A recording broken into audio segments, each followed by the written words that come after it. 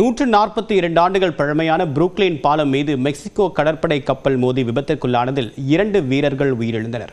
விபத்துக்கான காரணம் என்ன விவரிக்கிறது இந்த தொகுப்பு.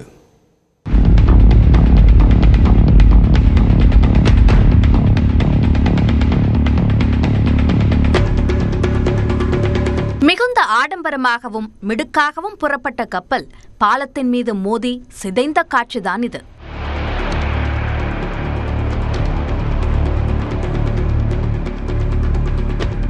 மெக்சிகோ கடற்படையின் குவார்டமாக் என்ற பயிற்சி கப்பல் காசுமெல் நகரில் இருந்து ஐஸ்லாந்து நோக்கி புறப்பட்டது. பாரம்பரிய முறைப்படி மேளதாளங்கள் முழங்க கப்பலுக்கு வழியனுப்பும் விழா நடைபெற்ற போது மிடுக்கான தோற்றத்தில் வீரர் வீராங்கனைகளும் அணிவகுப்பு நடத்தினர். அமெரிக்காவின் கிழக்கு நதியில் புரூக்ளின் மற்றும் மேன்ஹாட்டன் நகரங்களுக்கு நடுவே பயணித்த கடற்படை கப்பல் புரூக்ளின் பாலம் அருகே பின்னோக்கி நகர்ந்தபோது திடீரென பாலத்தின் மீது மோதியது.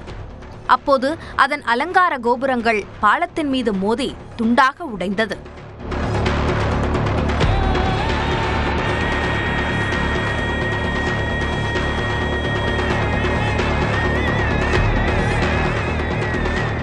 வண்ண விளக்குகளால் அலங்கரிக்கப்பட்டு கண்களை கவரும் வகையில் காட்சியளித்த கடற்படை கப்பல் ஒரு சில வினாடிகளில் சிதைந்து போனது.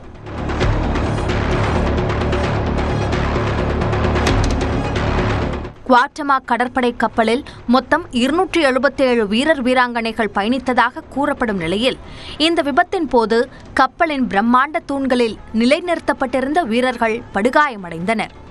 இதில் 2 பேர் உயிரிழந்ததாக தெரிவிக்கப்பட்ட நிலையில் 20க்கும் மேற்பட்டோர் படுகாயமடைந்ததாக கூறப்பட்டுள்ளது.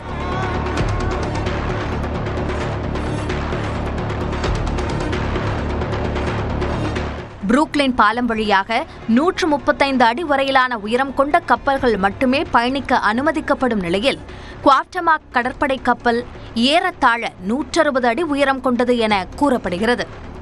பாலத்தின் உயரத்தை விட மிக உயரமாக கடற்படை கப்பலின் உயரம் இருந்ததே இந்த விபத்துக்கான காரணம் என்று கூறப்படுகிறது.